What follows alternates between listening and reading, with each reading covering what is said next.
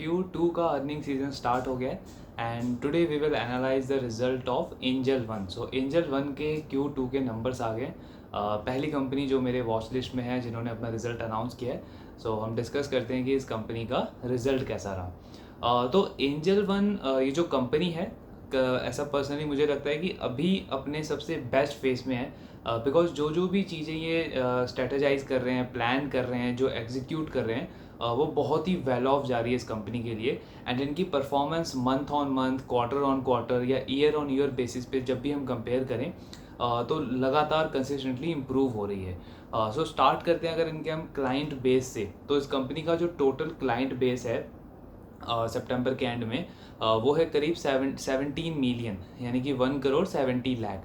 अब इसमें इंडिया में टोटल डीमैट अकाउंट जो है वो है 13 करोड़ के आसपास। तो 13 करोड़ टोटल डीमैट अकाउंट है, जिसमें से 1 करोड़ 70 लाख एंजल वन के पास में है। सो करीब 13% से भी ज़्यादा का मार्केट शेयर है एंजल वन का total demat accounts in India. इसमें मार्केट शेयर 13% से भी ज़्यादा है और ये नंबर एंजल वन के लिए हर क्वार्टर इंप्रूव होता जा रहा है। लास्ट क्वार्टर में 12% के आसपास था, उससे पहले 11% के आसपास था। तो कंसिस्टेंटली इनका जो मार्केट शेयर है वो लगातार बढ़ता जा रहा है। इससे क्या चीज़ समझ आती है कि कंपेयर टू देयर कंपिटिटर्स, अपने कंपिटिटर्स के कंपैरिजन में ये कंपनी लगातार मार्केट शेयर गेन कर रही है और इनके कॉम्पिटिटर्स लगातार मार्केट शेयर लूज़ कर रहे हैं। बिकॉज ये जो इंडस्ट्री है, जो ब्रोकिंग इंडस्ट्री है, ये बहुत ज़्यादा हाईली कॉम्पिटिटिव इंडस्ट्री है। इनके जो कॉम्पिटिटर्स हैं वो बहुत बड़े बड़े प्लेयर्स हैं, लाइक जैसे HDFC सिक्योरिटी है, ICICI सिक्योरिटी है, कोटक सिक्योरिटी है, SBI कैपिटल है। तो ये सारी बहुत बड़ी बड़े जायंट प्लेयर हैं जो एंजल वन के कॉम्पिटिटर्स हैं। एंड इनके अगेंस्ट में मार्केट शेयर गेन करने का मतलब है कि आप जो चीज़ें प्लान कर रहे हो, जो चीज़ें स्ट्रैटेजी है जो आपकी, जिस डायरेक्शन में जो बिजनेस आपका जा रहा है वो बहुत ही सही डायरेक्शन में जा रहा है। आपको ग्रोथ भी अचीव हो रही है एंड आप on a constant basis market share gain करते चले जा रहे हो। कुछ टाइम पहले एंजल वन ने एक ऐप लॉन्च किया था, सुपर ऐप।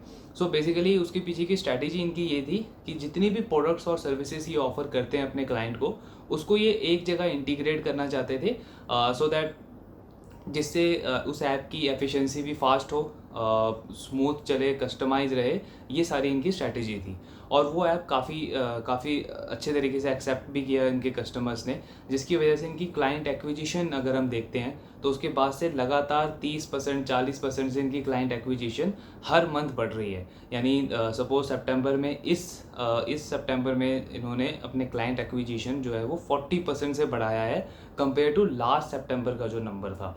तो ट्रमेंडस ग्रोथ इनकी क्लाइंट एक्विजिशन में भी हो रही है।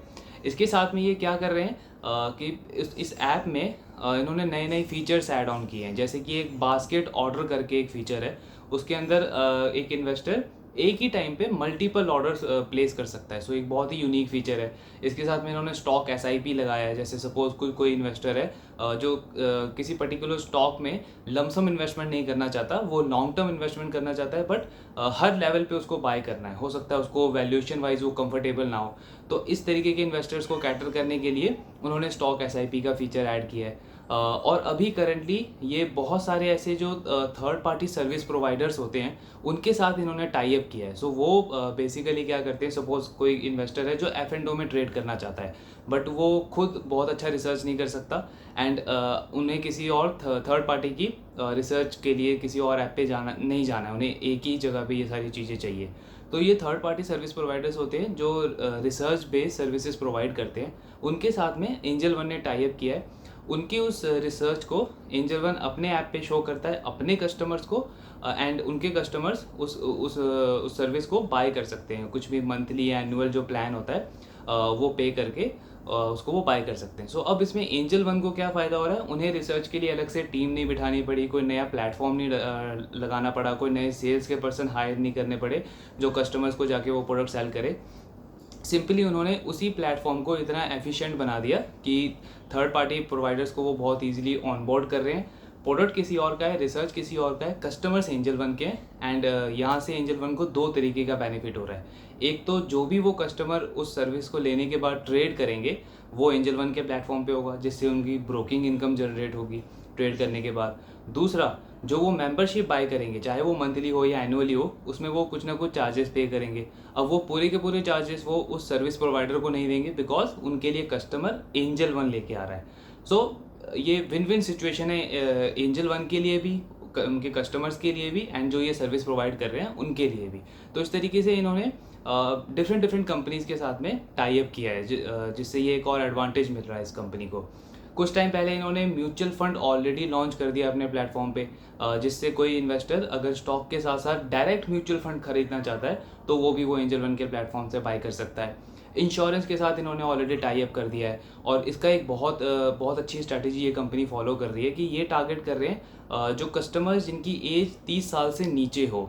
करीब 48% कस्टमर्स एंजल वन के पास अभी ऐसे हैं जिनकी एज 25 साल से भी कम है। सो इससे एडवांटेज क्या है कि क्योंकि वो इन्वेस्टर अभी उन्होंने अपना इन्वेस्टिंग करियर स्टार्ट ही किया है, अभी उन्होंने जॉब करनी स्टार्ट ही करी है। सो जैसे जैसे कोई भी पर्सन जब जॉब करना स्टार्ट करता है, सबसे पहला प्रोडक्ट वो देखते हैं इंश्योरेंस का, कि कहीं से वो टर्म प्लान ले, अपनी फैमिली के लिए हेल्थ इंश्योरेंस ले। तो ये चीज़ें ऑलरेडी एंजल वन प्रोवाइड कर रहा है। देन ग्रेजुअली उनका इंक्लिनेशन बढ़ता है कि वो म्यूचुअल फंड में इन्वेस्ट करें, मल्टीपल प्रोडक्ट्स में इन्वेस्ट करें। और एंजल वन स्टॉक के साथ साथ, स्टॉक ब्रोकिंग के साथ साथ, क्योंकि ये सारे प्लेटफॉर्म्स अपने ये सारी सर्विसेज अपने प्लेटफॉर्म पे ऐड करता जा रहा है, तो वो एक ही कस्टमर से रेवेन्यू जो है वो बढ़ाते जा रहे हैं। उनका मेन टारगेट ये है कि एक कस्टमर जो उनको 50 रुपये का रेवेन्यू देता था, वो आने वाले टाइम में 70 रुपये का रेवेन्यू दे या 100 रुपये का रेवेन्यू जनरेट करे।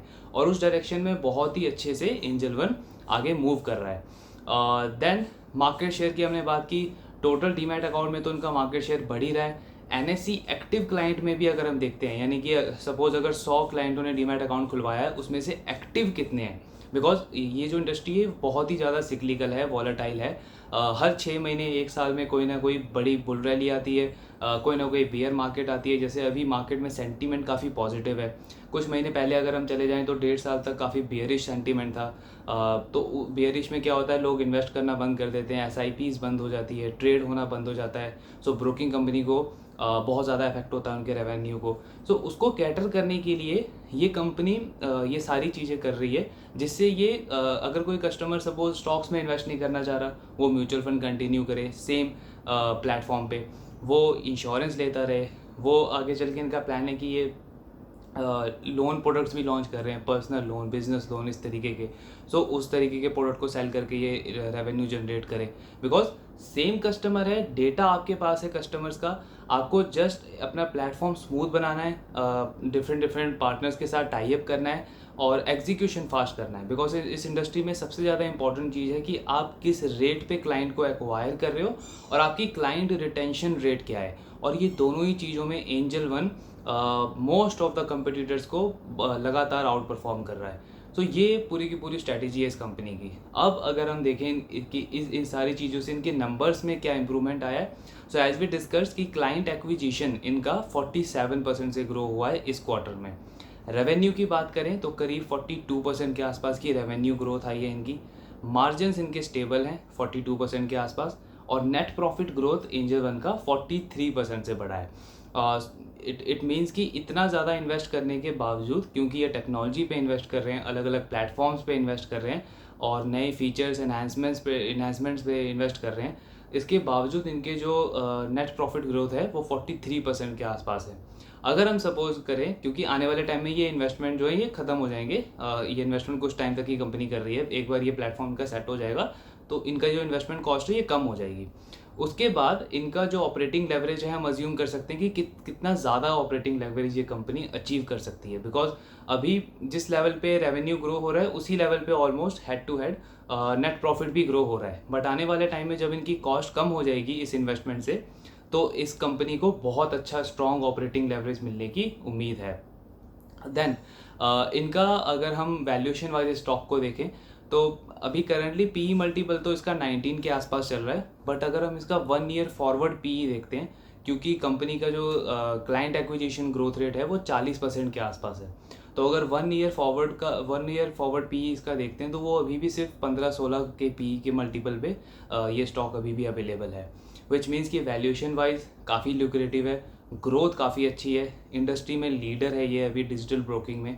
एक और इम्पॉर्टेंट पैरामीटर कि अभी मोस्ट ऑफ द कॉम्पिटिटर्स या कंपनीज हम देखें तो वो नए क्लाइंट एक्वायर करने में या एग्जिस्टिंग क्लाइंट को रिटेन करने में, एक्टिव करने में बहुत ज़्यादा स्लो डाउन विटनेस कर रहे हैं। वहीं पे एंजल वन इस चीज़ में हर एक कंपटीटर को बीट कर रहा है और लगातार इनकी क्लाइंट एक्टिवेशन भी बढ़ रही है, क्लाइंट एक्विजिशन भी बढ़ रही है।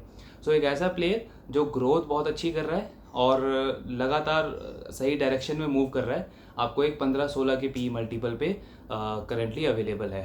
सो वैल्यूएशन वाइज काफ़ी अच्छा है, ग्रोथ वाइज भी ये स्टॉक काफ़ी अच्छा है। ये ओवरऑल एनालिसिस था एंजल वन का। आई होप ये वीडियो आपको अच्छा लगा होगा।